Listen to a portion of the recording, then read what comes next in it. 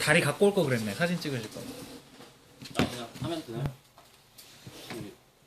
안녕하십니까, 블루문 김경구입니다. 이번에 크로니클러라는 게임으로 SN에 참가를 했었고요. SN 다녀왔는데 제가 특별한 경험이 있거나 펀딩을 하거나 이런 특별한 경험이 있는 것도 아니고 뭐 작품을 그동안 많이 내서 풍부한 경험이 있다 뭐 그런 것도 아니고 해서 저는 뭐 게임 이렇다 저렇다라고 말씀드리기보다는 이 크로니클러가 만들어진 과정에 대해서 한번 공유를 해보려고 합니다. 그래서 아직 게임 못 내신 분들도 있기 때문에 실제로 제품이 어떻게 출판까지 이어지는지 거기까지 하나의 지금까지 슈분 쉐어링을 많이 보셨겠지만 그거에 하나의 케이스 스터디라고 생각하시면 되고요. 신뢰가 어떻게 돌아가고 있는지 그거를 말씀드리려고 합니다. 안 해보신 분 있으신가요? 그러면 조금 그런 좀 설명을 다르게 드릴게요. 크로니클러는 한 3년 전에 처음 아이디어가 나와서 이제 테스트 제품을 만들었었고요. 한 2년 반쯤 전에, 그러니까 4월 달이었으니까 2년 반 전에 KBDA에 처음 가지고 나왔어요. 그리고 작년 여름쯤이었던 것 같은데, 작년 여름쯤, 봄 여름쯤에 2년 전에 이미 딩코 쪽에서 관심을 많이 가져주셔서 얘기를 어느 정도 진행한 상황에서 작년 봄 여름쯤에 실제 계약을 하게 됐고요. 계약을 하고 난 이후에도 한 1년쯤 이제 조율을 해 나가면서 올해 9월에 나오는 8월에 나오는 이렇게 제품이 출시가 되게 됐습니다. 안 해보신 분들 있으시다고 하셔서 간단히 말씀을 드리자면, 크로니클러는 이렇게 개인 모드판하고 카드로 되어 있는 게임이거든요.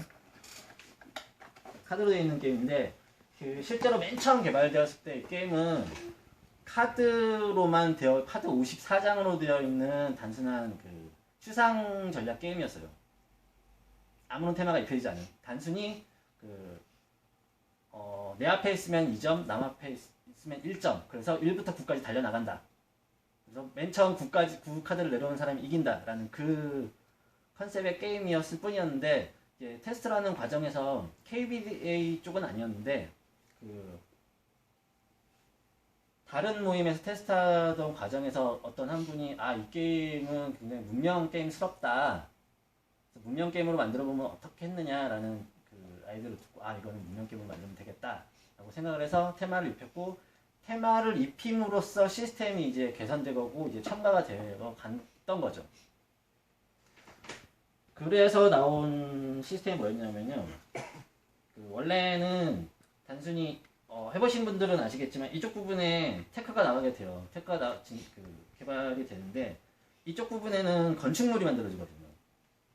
이런 부분들도 문명 게임, 단순한 추상 전략 게임에서 문명 게임의 테마를 갖춤으로써 추가가 된 룰이었어요. 게임은 이런 식으로 전체적으로 개발이 됐긴 했고요. 스케일적인 면에서 저는 이제 크게 만들어 놓고 이제 쳐나가는 스타일이거든요. 어떤 분들은 작게 만들어 가지고 이제 기능을 추가시켜 나가시는 분들도 있고, 저 같은 경우는 일단 크게 만들어 놓고 쳐내는 스타일인데, 이 게임 같은 경우는 작게 시작을 했다가 크게 만들어 놨다가 다시 쳐내는 스타일이에요. 그 과정에서 이제 여러분들의 의견을 많이 듣고 참고해서 만들어 나간 케이스고요.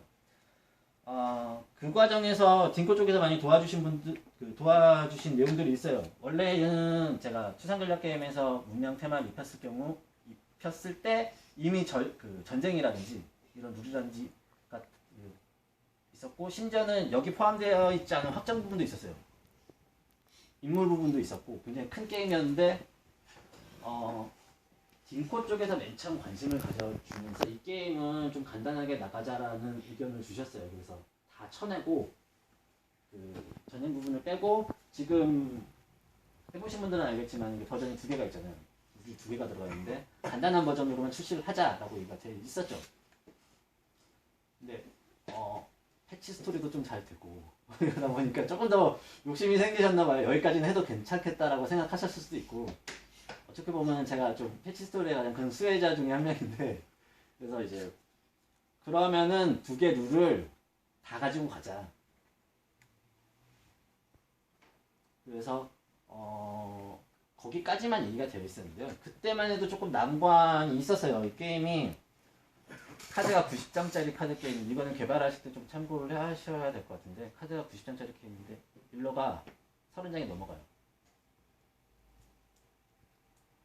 그러면은 제작하는 분 쪽에서는 좀 부담이 될 수밖에 없죠. 그리고 실제로 기한 내에 30장 이상 넘어가는 일러를 그려줄 수 있는 일러스트 해주실 수 있는 분이 국내에 그렇게 많지도 않고 게임 보드게임 쪽에 그려주실 분이 많지도 않고 그래서 제가 일러스트 작가를 3번이 교체가 됐어요. 그때 고생 많이 하셨지만 네.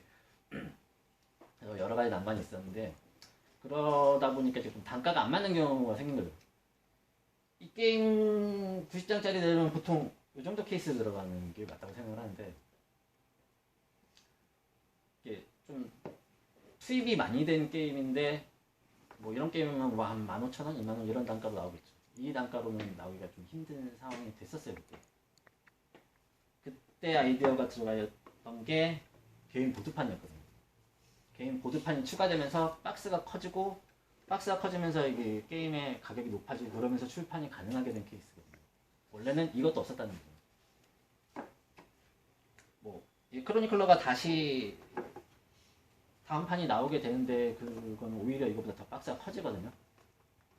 이런 상품성과 관련이 돼 있는 거예요. 제가 아까 말씀드린 카드에서 보드가 추가된 내용도 있었고 보드에서 이제 뭐 아시는 분은 아시겠지만 룰북 접히는 거에 대해서 보드게임 하시는 분들이 접힌 룰북을 별로 안 좋아해서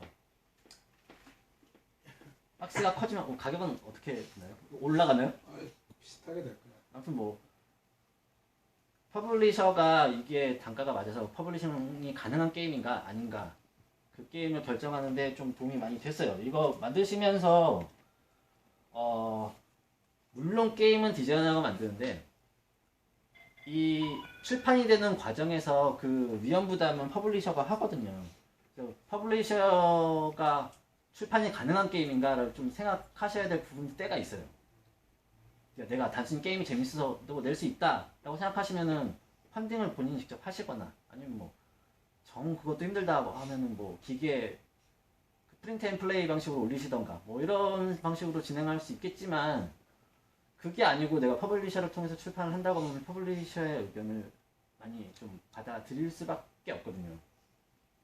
그게 물적인 면에서 참견이 있을 수도 있고 혹은 게임의 스케일, 아까 말씀드린 뭐 보드가 추가된다든지 이런 스케일적인 면에서의 참견이 있을 수도 있고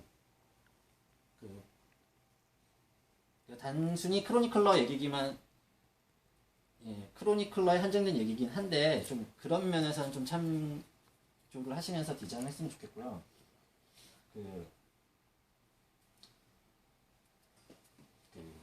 테스트가 많이 필요했어요. 저는 장담할 수 있는 게 왜냐면 제가 샜기 때문에 일주일에 5번은 돌리자 라고 했던 게임이거든요.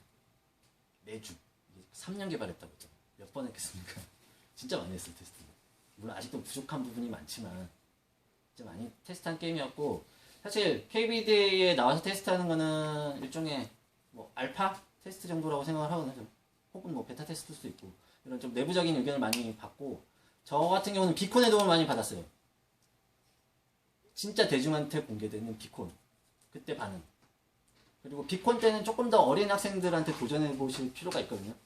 어린애들 있으면은 왜냐면 이 게임을 어떤 나이 때까지 소화 가능한가를 테스트할 수 있는 아주 좋은 자리예요. 비콘. 그래서 비콘 웬만하면 참여하셔가지고 좀 대중적인 테스트를 해보셨으면 좋겠고요. 이 과정에서 게임이 제가 원하는 방향이 아닌 방향으로 흘러갈 수도 있어요. 뭐 KBD 안에서 테스트할 때도 그런 일들이 많지만 그때마다 이제 좀 그리고 지적도 많이 받게 되고 그럴 때마다 상처받지 말고 마음 상처받지 말고 그다음에 수정해 나가셨으면 좋겠고요. 또 무슨 얘기를 하려고 제가 적어놨는데 잠깐만 확인할게요.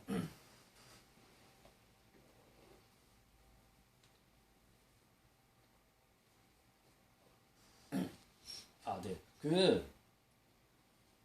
출판하고 싶은 게임과 출판 가능한 게임은 좀 연관성이 아예 없진 않지만 좀 별개의 문제라고 생각을 하거든요. 좀 KBD까지 자주 나오시는 분들은 물론 그런 점은 어느 정도 이해를 하시겠지만 심지어는 실제로 이 출판이 된 이 게임도 출판이 안 될 수 있었던 상황이 여러 번 있었기 때문에 만드실 때 컴포라든지 이런 거 많이 생각을 하셔서 만들어야 될 것 같아요. 그리고 내가 어떤 퍼블리셔 지금 어느 선까지 접촉이 있다 라고 하면 그 퍼블리셔 쪽에 성향이 또 있거든요. 그거에 따라서 이제 게임의 개발 방향이 좀 달라질 수도 있어요. 나는 분명히 전략 게임을 만들었는데 가족 게임을 만들고 싶어 한다. 그러면 같은 게임인데 조금 성격이 변할 수도 있어요. 그럴 때마다 디자이너는 판단을 하셔야 되는 게 이러면서까지 내가 이 게임을 내고 싶은 건가? 그러니까 게임이 단순히 내가 게임을 발매하고 싶은 건가? 이 게임을 내고 싶은 건가에 대한 고민은 해볼 필요가 있다고 생각을 해요. 어떤 분들은 펀딩을 하세요. 왜냐면은 저번에 아마 송대원 작가가 그 얘기를 했을 거예요.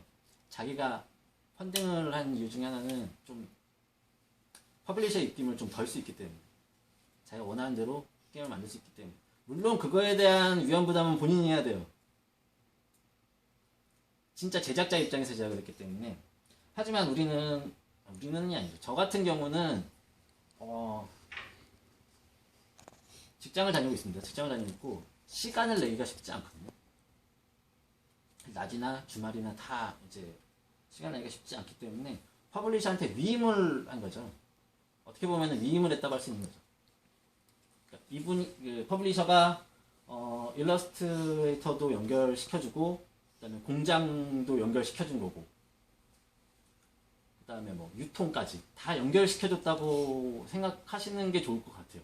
다 위임을 했기 때문에 어느 정도 퍼블리셔 쪽이 위험 부담을 하고 있는 거고, 그렇기 때문에 어느 정도 판단할 권한이 있어요, 사실은.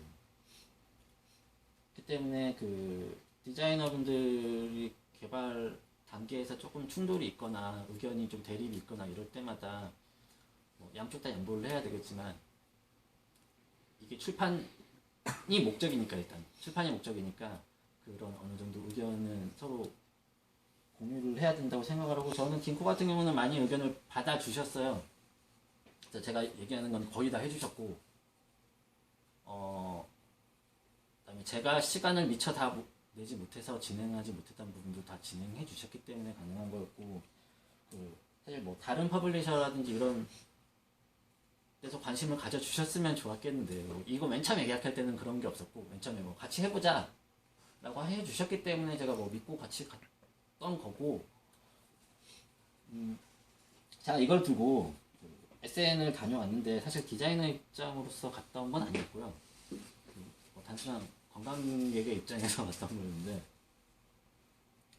좀 얻은 게 많아요. 저는 크로니클러가 실제로 계약이 체결되어가는 과정들을 보게 됐고, 그다음에 이게 재고 처리가 되는 과정들을 다 보게 되니까 이제 디자이너지만 퍼블리셔의 입장을 어느 정도 더 많이 이해하게 됐다고 해야 되나? 그러니까 어떤 분들은 디자이너로서 이제 보드게임방 쪽의 입장에서 이런 게임을 만들어야 된다라고 생각할 수도 있고, 어떤 분들은 좀 하드게이머의 입장에서 이런 게임을 만들어야겠다 생각할 수도 있지만, 저 같은 경우는 좀 퍼블리셔를 많이 봤어요. 퍼블리셔 입장에서 이거를 출판해 줄 수 있는, 계속 퍼블리셔 얘기를 하고 있는데, 오늘의 주제라고 한다면 오히려 그럴 퍼블리셔 쪽의 입장을 이해해보자라는 주제일 수도 있고요. 크로니클러는 아무튼 좀 정리를 해볼게요. 좀 두서가 없었는데, 크로니클러는 사실 상품화가 불가능한 게임이었는데 된 케이스예요. 아주 좀 운이 좋았다고 할 수도 있고, 여러 과정이 있었고, 퍼블리셔와의 많은 대화, 그 다음에 게임의 컴포의 변화, 이런 거를 통해서 상품화가 가능한 게임이었고요. 앞으로 디자인 하실 때 그런 점들을 많이 참조를 하셔야 될 것 같아요. 기본적인 얘기는 여기까지고요. 혹시 뭐 관계돼서 질문 같은 거 있으시면 이거 만들면서 무슨 일이 있었나 조금 궁금하신 내용이 있으면 질문